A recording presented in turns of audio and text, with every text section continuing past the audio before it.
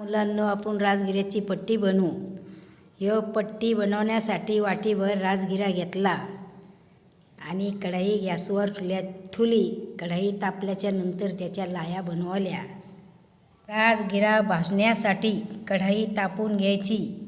तापल्याच्या नंतर राजगिरा टाकायचा आणि फुल गॅस ठेवायचा। नंतर लाया भलाबन होत्या नाही होत। आपल्या लाया किती फुगू लागल्या, किती भारी दिसत्या। आता आपल्या सगळ्या लाया भाजून झालेल्या आहे। आता आपण पाकाची तयारी करू।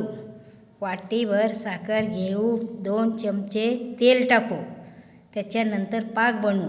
पाक बनवल्याच्या नंतर लाह्या त्याच्यात सोडू, ताटावर टाकू, त्याच्या पाकात सोडू। पाकात सोडायच्या नंतर मस्त मिश्रण करू आणि हलवून घेऊ आणि ताटात टाकून दाबून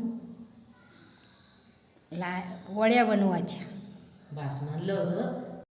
ह्या लाह्या बनवणं झाल्या। साखरेचा पाक केला, त्याच्यात राजगिरा टाकला आणि हलवून घेतल्याच्या नंतर परत टाकला आणि त्याची पट्टी बनवली।